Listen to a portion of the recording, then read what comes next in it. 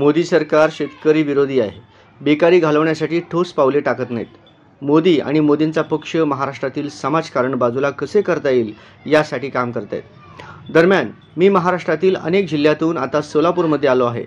या सर्व ठिकाणी लोकांची मनस्थिती भाजपच्या हातातून सत्ता घेण्याची असल्याची मत राष्ट्रवादी नेते शरद पवार यांनी यावेळी व्यक्त केले. राष्ट्रवादी नेते शरद पवार यांच्या उपस्थितीत बुधवारी मोहोळ येथील श्रीराम मंगल कार्यालयात भाजपा नेते संजय क्षीरसागर यांनी राष्ट्रवादी शरद पवार गटात प्रवेश केला.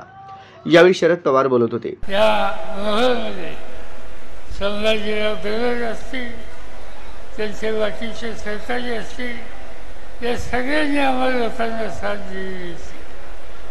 आणि आज पुन्हा एकदा इथं पक्षाची बांधणी करायची आहे, लोकांचे प्रश्न सोडवायचे आहेत आणि ते करायचे असेल तर जिद्दीनं काम करणारा आणि शिस्तीच्या चौकशीत काम करणारा एक सहकारी याची आवश्यकता होती. संजय क्षीरसागरांच्या निर्णयामुळे ही उणीव जी भासत होती ती आजपासून संपलेली आहे आणि त्यांचा उपयोग या तालुक्याच्या जनतेचे प्रश्न सोडवण्यासाठी मोठ्या प्रमाणावर होईल.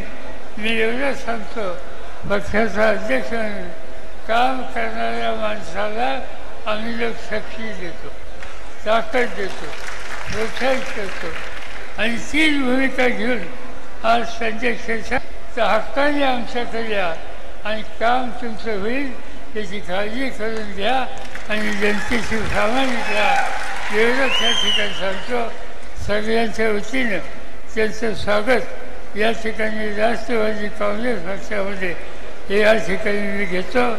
आमचे जिल्ह्याचे अध्यक्ष बळीराम काका यांना विनंती करतो की संजय क्षीरसागर यांचं तुम्ही या ठिकाणी स्वागत करावं हे सांगून आपली रजा घेतो. क्षीरसागर यांनी यापूर्वी विधानसभा लढवली आहे.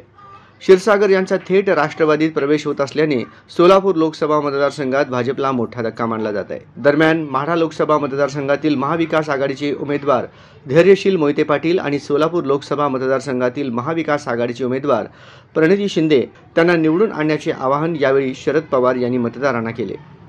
माढा लोकसभा मतदारसंघाचे महाविकास आघाडीचे उमेदवार धैर्यशील मोहिते पाटील यांच्या प्रचारार्थ बुधवारी मोडनिंब येथे देखील पवार यांनी जाहीर सभा घेतली. यावेळी पवार यांनी भर सभेत पंतप्रधान नरेंद्र मोदी यांचे जुने भाषण ऐकवले आहे.